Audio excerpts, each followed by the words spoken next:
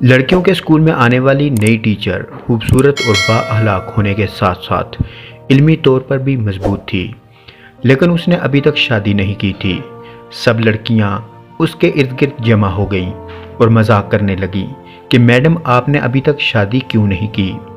Madam نے داستان کچھ یوں شروع کی۔ ایک خاتون کی 5 بیٹیاں تھیں۔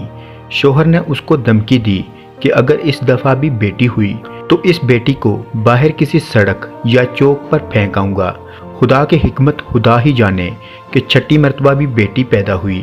اور مرد نے بیٹی کو اٹھایا اور رات کے اندھیرے میں شہر کے مرکزی چوک پر رکھایا۔ ماں پوری رات اس ننھی سی جان کے لیے دعا کرتی رہی اور بیٹی کو اللہ کے سپرد کر دیا۔ دوسرے دن صبح باپ جب چوک سے گزرا تو دیکھا کہ بیٹی وہیں پڑی ہے، اسے کوئی بھی لے کر نہیں گیا۔ باپ نے بیٹی کو اٹھایا اور واپس گھر لایا، لیکن دوسری رات پھر بیٹی کو چوک پر رکھایا،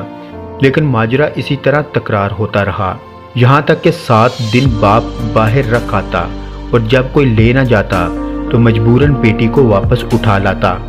یہاں تک کہ باپ تھک گیا اور خدا کی رضا پر راضی ہو گیا۔ اور پھر خدا کا کرنا ایسا ہوا کہ 1 سال بعد اس کی بیوی پھر حاملہ ہو گئی اور اس دفعہ اللہ نے ان کو بیٹا عطا فرما دیا، لیکن کچھ ہی دن بعد بیٹیوں میں سے ایک بیٹی فوت ہو گئی۔ اللہ کا کرنا ایسا ہوا کہ اس کی بیوی اس کے بعد 5 بار حاملہ ہوئی اور اللہ نے 5 بیٹے عطا فرمائے، لیکن ہر دفعہ اس کی بیٹیوں میں سے ایک اس دنیا سے رخصت ہو جاتی، فقط ایک ہی بیٹی زندہ بچی اور وہ وہی بیٹی تھی جس سے باپ جان چھڑانا چاہ رہا تھا۔ ماں بھی اس دنیا سے چلی گئی، ادھر 5 بیٹے اور ایک بیٹی، سب بڑے ہو گئے۔ ٹیچر نے کہا، پتہ ہے وہ بیٹی جو زندہ رہی وہ میں ہی ہوں، اور میں نے ابھی تک شادی اس لیے نہیں کی کہ باپ اتنا بوڑھا ہو گیا ہے